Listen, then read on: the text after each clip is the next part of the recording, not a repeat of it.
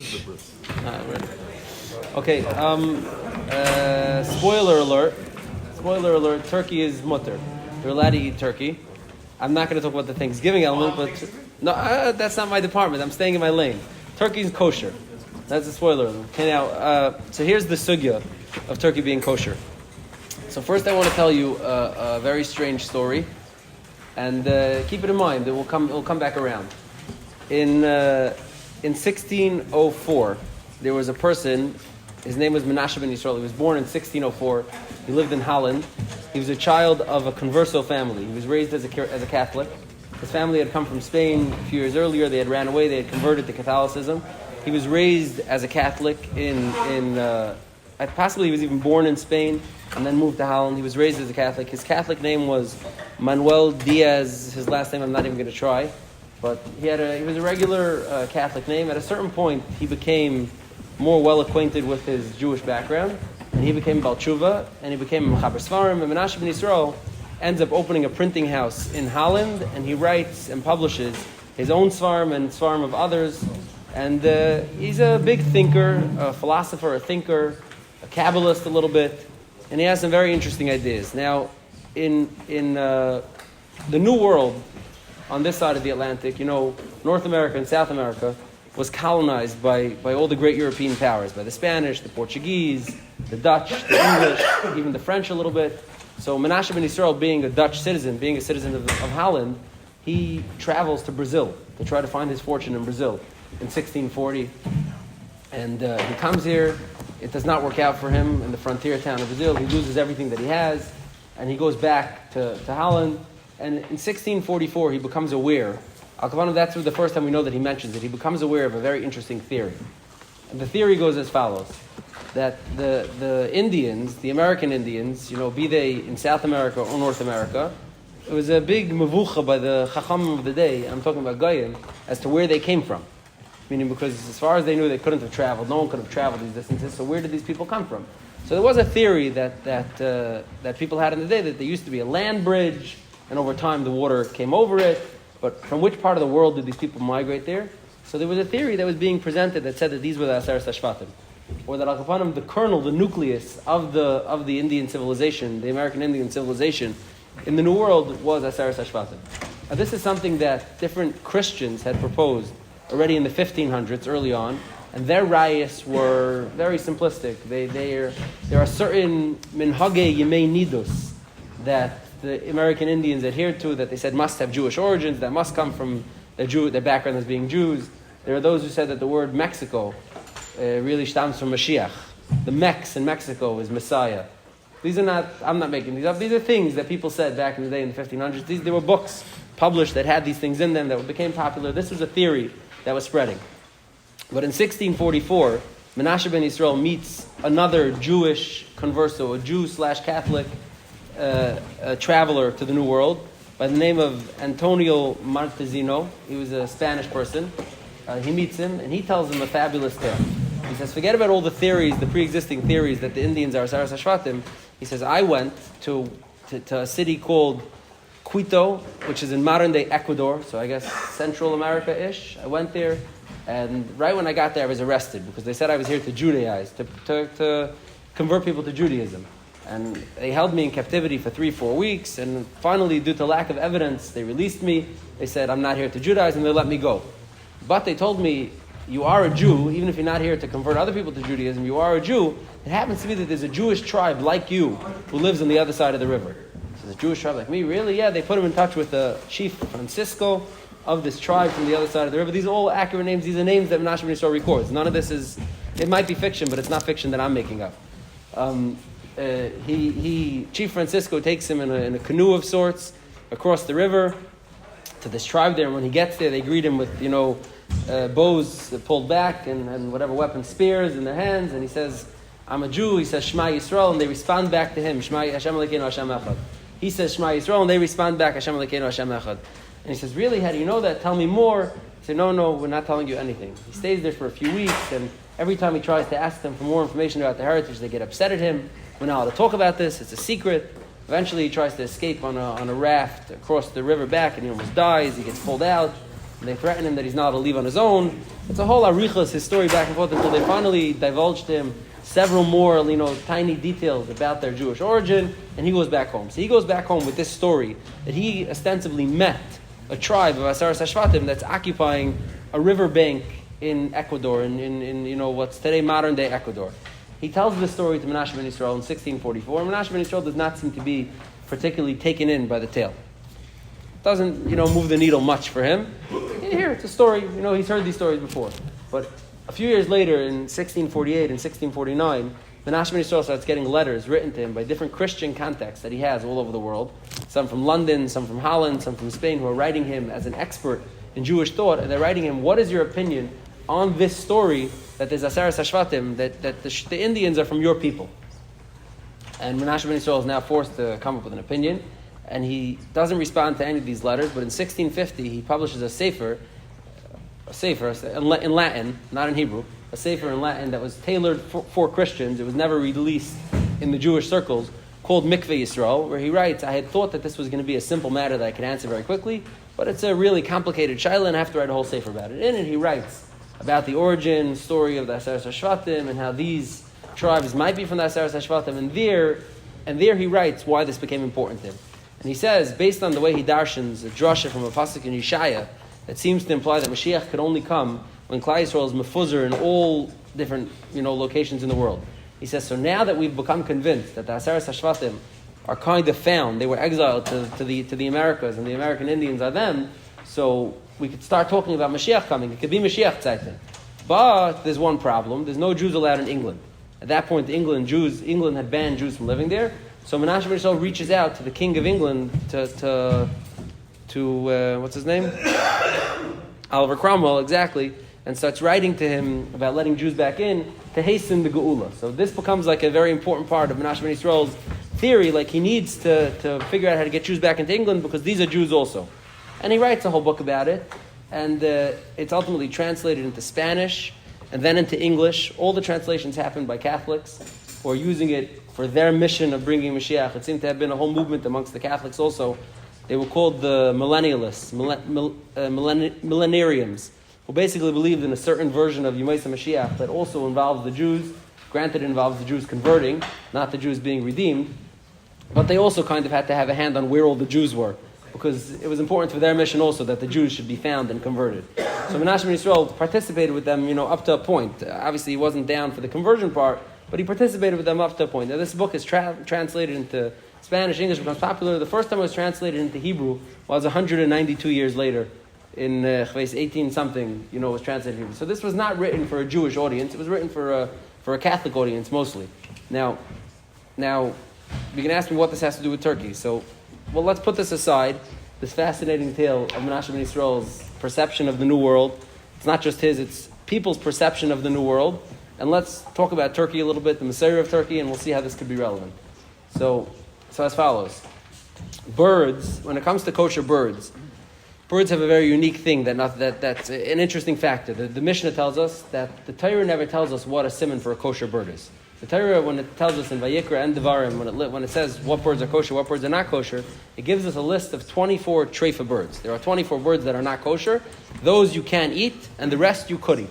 All the other birds you could eat. Now, according to science, I doubt this is updated, but there's 800 and some odd species of birds, which would mean that out of those 800 something species, let's say it's 830 species, 805 of them are permitted to eat, and just 24 are usher.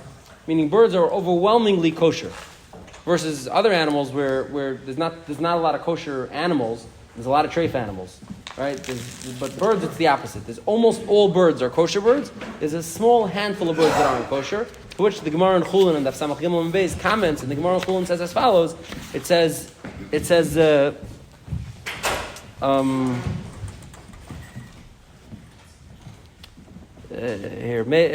Gemara says Hakadosh Baruch Hu knew that there was many more kosher birds than there were treifa birds. So instead of belaboring it and saying the kosher birds, he just said don't eat these.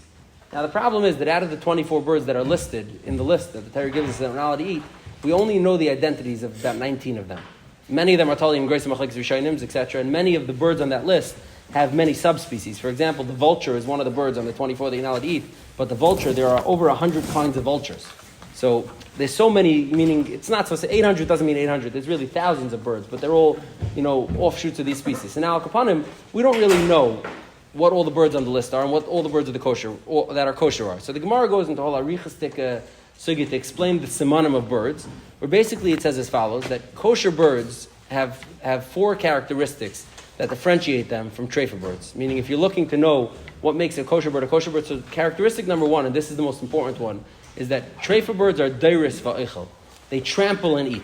As opposed to kosher birds, they're not dairis va'ichel. They don't trample and eat. Now, what trample means exactly is itself 4 or 5 way machlekes rishonim.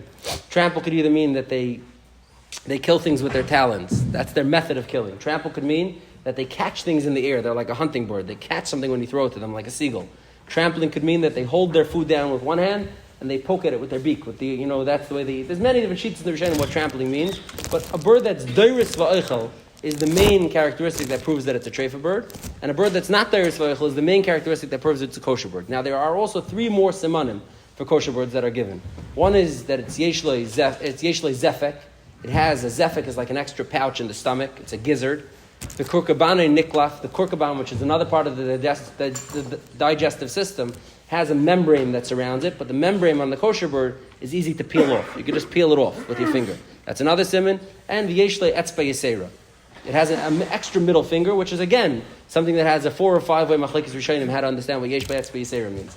Either it means that the middle finger of the bird is longer, or it means it has a finger that comes at this side, or it means it has a spur that goes up there, or it means it has a finger on the side of here. There's many, many sheets in the rishonim. Now, the Gemara itself was highly aware, highly attuned to the fact that it was very complicated to establish kashrus of a bird based on the simanim. The Gemara itself has spread over 2-3 blot as a big mavucha what the simani kashrus are, and for us it certainly got even more complicated once you incorporate all the machlekes rishonim. So what became the go-to thing is as follows. The Gemara says on Daf Samach Gimel Mid Beis Chulin, the Gemara says oif tar nechel b'meseira. A kosher bird is eaten b'meseira. Now the Gemara in Chulin does not mean it the way we think it. Oif tar nechel b'meseira. It's only eaten b'meseira. Over there, the Gemara means to include that even if you don't know the simanim, but you know that it has a Messiah, you're allowed to eat it. That's what the Gemara means to include over there. But from that Gemara of Oiftar and Echad Messiah, that an Oiftar can be eaten Messiah, Rashi and the Samach Bezim and Bezim Chulin extrapolates a new din, where Rashi says as follows. Rashi turns what the Gemara means as a kula into a chumrah. Rashi says as follows. Since we don't really know what all the kinds of birds are, nearly the Oif HaBala Fanenu, Yesh Leimer Hashem Yidres. An oif that comes in front of us and we never saw it, we might say that it's a dairis. The hachtar nagelta the agma hoyu machzikin b'tahira, because the Gemara that he's going on Samach Beis and Beis is talking about a bird that at one point the people, the chachamim, considered to be a kosher bird, and later they were educated and realized that it is dairis. It does do some sort of killing motion with its claws. Ulachazman ra'u should they rest us? They saw that it's dairis. Ve'ein oif nechalanu elav b'meseris. An oif could only be eaten for us b'meseris. Oif shemasru lanu aviseinu b'tahar. An oif that our forefathers told us is tahar v'shlei masru lanu yesh lachash. But if they didn't give it to us, you have to be chayshish that maybe it's dairis.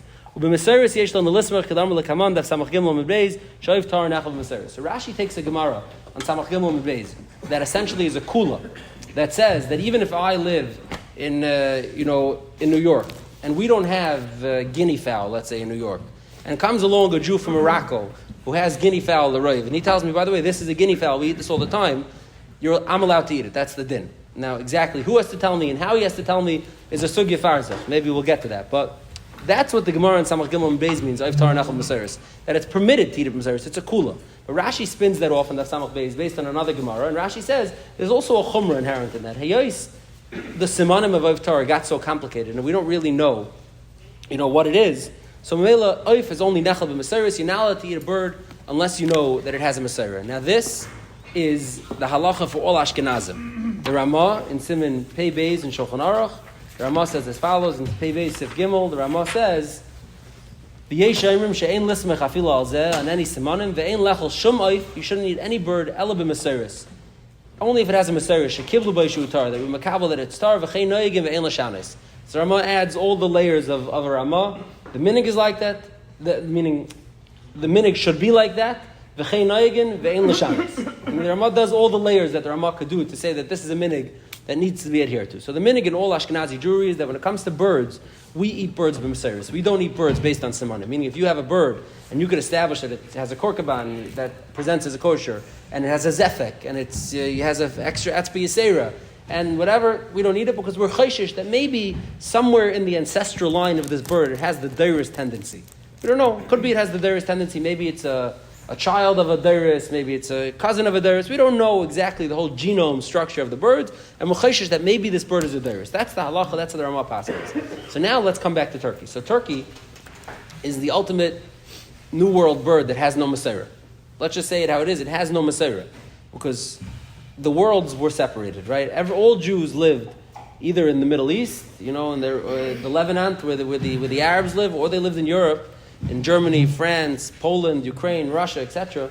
But 0 Jews lived in America, in the Americas. As a matter of fact, 0 Europeans lived in the Americas, and did 0 Middle Easterners. It's a totally unique and brand new, fresh culture. It's the New World. It was called the New World for a reason. Now, turkey is a bird of the New World. Turkey, both subspecies of turkeys and the wild turkeys, all the different genomes of turkey exist nowhere else besides for native Al-Qabanim, they exist nowhere else besides for the Americas. South America, North America, some of them are from Mexico, some of them from different areas, but they come from the New World. So now, they clearly, or Al-Qabanim at face value, let's say at face value, there clearly seems to be no way to establish a Messiah for a turkey because it comes from a place that has no Jews. It's impossible to say that they were eating it. Jews were eating it. 500 years ago, 1,000 years ago, if it has no Jews who lived there. So where does it start? So when the colonial powers conquered, this part of the world, so one of the main prizes that they found is they found a turkey and they brought it back home because a turkey is much meatier than a chicken. It has the same durable tendencies as a chicken, meaning you can feed it whatever you want, it can live wherever you want. It's a little noisier, I guess, but it's durable and it's much meatier. You could get a lot more pounds of flesh off a turkey than you're going to get off a chicken. So it was a very popular bird to bring back, and it spread. It started in England, and eventually it moved to other areas, and eventually Jews started eating it. So now, who the first Rav who said that you could eat turkey is unknown. We don't know. The first Bezdin that was presented with the Shaila, unknown, no idea. First Kehillah that started eating it, we don't know. None of this is known as to who were the first people who contributed to the minig that became that turkey is an acceptable animal. But by the time the shaila was raised, meaning by the time the Paiskim started discussing the shaila of a turkey, you're talking about Paiskim who are, the Paiskim be'ikar in the 1800s. Meaning, at that point, the shaila is being presented as, for hundreds of years, we've eaten this bird called turkey. Lamaisa, the machmirim are being ma'ir that we don't really have a Messiah on it. What's the situation with the turkey? Meaning that's how the Shaila is presented. The way the Netziv writes the Shaila, for example, Netziv was one of the primary chuvas on the Indian. I'll read you just his heading. The Netziv writes, "B'dvar avazis gedolos u'mishunim me'avazis hamatzuyim b'yameinu b'orech tzavareim oz zeh harbe shanim shenischachu." It's many years ago that this was already introduced to the market of Bo'ol Lahem. Nagu b'kahal kodesh la'achlam b'cheskas, b'cheskas, everyone ate them. V'atli yatzu aleim oirim. Now there's someone who's being ma'ara that it's something else. Okay, let me talk about it a little. Meaning, in halacha, there's a clear understanding that when something is presented as a fartig and minig, it's a very different shaila than when you come to Rav and you say, I discovered a new bird, could I eat it? Meaning the shaila was, by the time we see it presented in the Paiskim, it's presented as a foregone conclusion. We're eating this bird. What's the maisa, the rationale for eating it? What's the maisa, the hat for eating it? So, I want to go through a few of the far out there studim to be matir on it, and then we'll just circle back to the real ones to be matir on it. So now, the most far out one to be matir it is to go back to our story with Menashe ben Yisrael. In some achronim it's brought down that Hayos, the Indians, the American Indians, were akapanim b'yisodim from the Aseres HaShevatim, meaning even though maybe now they're not religious and they keep very little and they don't know much, but originally when they landed there, they were the Aseres HaShevatim, and Mistama they came there with a Bezdin, and Mistama they came there with Rabbanim who preceded the Ramah by hundreds, thousands of years, and they must have gotten there, and the first boat of Shevet Ruvain that landed on the shores of Mexico and bumped into a wild turkey, so they said, it's like a chicken, it's not really a chicken.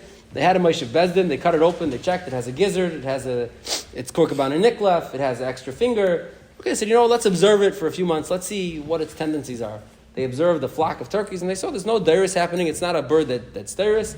And the Bezdin of Shevet Ruvain, Mistama Paskin, then said, okay, turkey's kosher. So now you have Messiah, the Jews from the Aseres. This is the a wild, theory that was advanced by some achronim to say that this is the Messiah for eating turkey. Now, I need not tell you that this is weak. It's very, very, very weak. Meaning, the theory that the Indians are Aseres HaShevatim is not something that Indians ever believed. You'll never meet an Indian who will tell you that our origin is Aseres HaShevatim. So it's something that Europeans imposed on Indians. Europeans came and saw these strange creatures that they didn't really know what to make of them. They said, it must be it's the lost tribes, meaning it's the lost tribes. No Indian ever claimed that he was from the lost tribes. That's A. B, the riots that were early riots that were given, of Mexico and etc. Those are shvach on their face. The word Peru was used to prove something, but Lamaisa, later Chachamim said Peru was just the name of the guy, meaning, it's silly, but the country Peru, there are those who want to say the name Peru is of Jewish origin, but some Seif, they figured out that the way the country of Peru was named was the explorer who came, met an Indian and asked him, what's this land called? And the Indian, not understanding his language, told him his own name, and it was Beru. So the country became called Peru. Meaning, this stuff is very nourished. By today's standards, this stuff is very nourished to try to believe that this is what went on. And Menashe ben Yisrael's own theory also comes from someone who, although Menashe ben Yisrael says he was a good guy and a trustworthy guy, has never been confirmed, there's no cross corroboration. It's a story that somebody told. So let's, I think we could all agree that that's probably not the answer to how the Messiah of Turkey being kosher arose. Now, the most similar one to that is a very strange one that the Darkei Tshuva brings down. The Darkei Tshuva, when he talks about this, he brings down a very interesting thing. He says as follows. He says, I saw in a shut mei be'er, he says, Simen Yutes, be'emtza tshuva, shekasav zel shayne, he says, kvar yidua ba'oif hindi. The bird, the turkey bird, she Messiah brura me'anshi India. Now again, this is another mistake. It has a Messiah brura from the people of India. Now this is someone who's laboring under the misapprehension that Indians is India. Indians is not India. Indians is... They were going there. Exactly. They thought they were going to India, meaning the whole bird that it's called a tarnagol hodu, that it's called a turkey, that in the Hebrew word akapanim is a misapprehension, meaning it right follows that same faulty narrative that it comes from India. He says, Yodu alanu, that there was a Messiah brewer me'anche India, Kabbalah ad Moshe Rabbeinu. A Kabbalah from Moshe Rabbeinu, who oiftar, there was a shaila if we should be saimach on the Messiah of the Anshe India or not. It was then nechlik l'chachmei adar. And in that regard, there was a machlokes amongst the chachmei adar. He's writing about a previous machlokes amongst the chachmei adar to be saimach on the Indian chachamim or not. Ad she'amad harivash, until the rivash stood up, and he was matir, he was machriya like the chachmei matirim. The Amar sheyesh lismach al Anshe India. Because in India there are plenty of people of Yerushalayim and they're doing the right thing and you can be samech on them. Now says the Darkei Tshuva, V'hinei, this is Darkei Tshuva talking, V'hinei, in Kabbalah hu nekabel. If you say so. That's the Hebrew version of saying if you say so. If you say so, I don't know. I never found this in the Rivash. And this story you're telling me about a machlekes that happened amongst the Chachmei Yisrael, nobody took the time to write it down or tell me about it. So, A, I looked in the Rivash and I don't find it, and B, I don't know, I never saw this machlekes itself. Now, the strange postscript to this is, again, we could pretty much assume that this is a tayis. This is not going to be the reason why Turkey is permitted to is mutter b'Mesera now. But strangely, the Darkei Tshuva, who was Hasidish, obviously wasn't aware that the Rivash that was being discussed over here was not the Rivash that's on the shelf, the Shut Rivash. The Shut Rivash is Rabbi Yitzchak bar Sheshet, Rabbi Yitzchak bar Pat. He was another exile of Spain who moved to Algeria, became the Rav in Algeria, but he was exiled from Spain in 1392, like 100 years before the regular exile of Spain. From the last of the Rishonim, a very mainstay tshuva, the Beis Yosef, I think, the Shulchan Aruch has, I think I once looked it up, there's a book about him, I'm quoting off the cover, but the Rivash makes it to the Shulchan Aruch, meaning a unique halacha in Shulchan Aruch, that the source is the Rivash is over 20 times. And so the Rivash is a very, very substantial tshuva sefer, but the Rivash who's being discussed in the Shut Mei Ber is a different Rivash. It's Reb Yisrael Baal Shem Tov. Rivash. Reb Yisrael Baal Shem Tov. Now the Baal Shem Tov was, amongst early Hasidim, also referred to as the Rivash. His tzava was called tzava as Rivash. Amongst early Hasidim, the Baal Shem Tov was referred to as the Rivash. So the Darkei Tshuva seems not to be aware that the Rivash being discussed is the Yisrael Baal Shem Tov. And the way we know this is because really the Mei Be'er comes from a tshuva from the Rebbe of Kamarna, who says as follows. He says,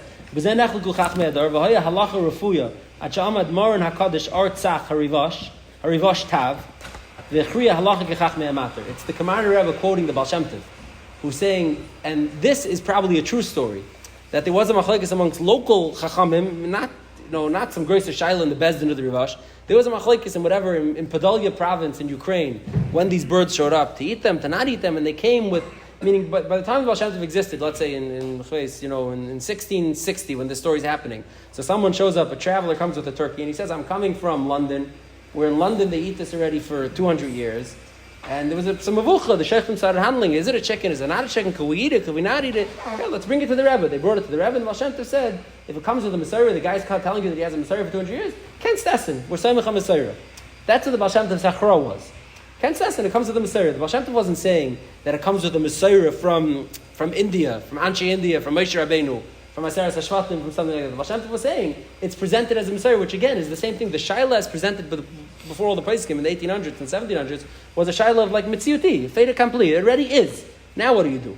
Now, I don't want to be married too much of it, so let's I'm trying to wrap it up here, but that's the Darkei Tshuva. Now, the Darkei Tshuva... You don't know where it originally came right, from. so that's what I want to get. So Darkei Tshuva himself brings 4 or 5 different things. There is one that's interesting, is that there's a Yerushalmi in Brachas that talks about being marchik from the tzaya of a chicken. Like how far you have to be marchik. And the Yerushalmi says a few different species of chicken. And the way the Yerushalmi describes one of the chickens, a chicken with a red something and it's bigger and it's whatever, it could possibly be that the Yerushalmi is describing a turkey. So maybe there's a way to say that turkey existed, when existed earlier in the world, then went extinct, in other places, but it stayed over there and it's the same turkey.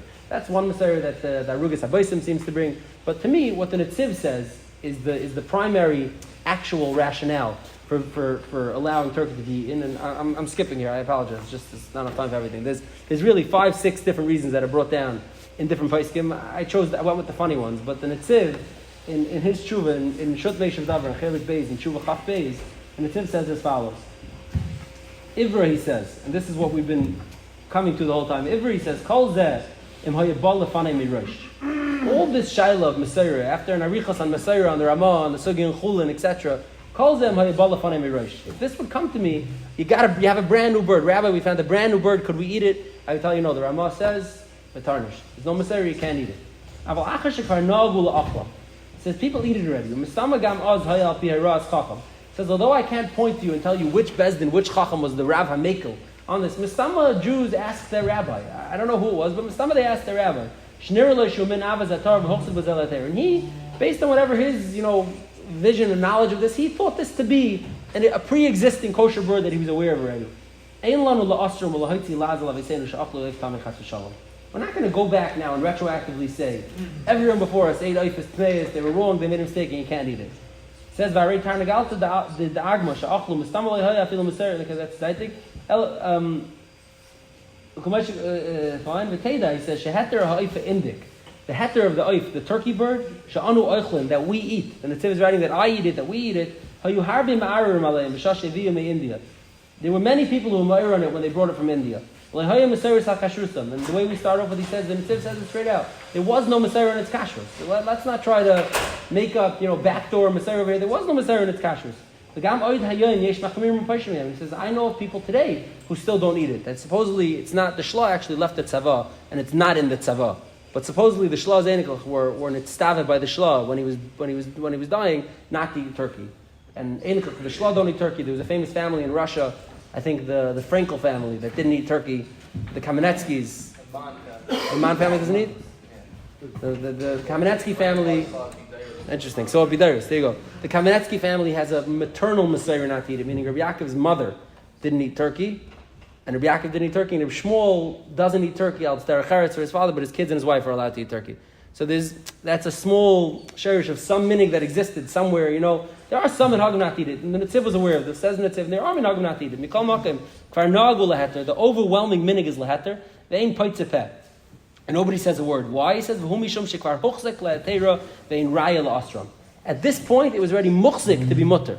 Everyone eats it. It's muchzik to be mutter. To be mitzi laz and all the Rabbanim before, that you can't do. He says, unless you're going to find lahadya that it's dairis. Unless you see it being dairis.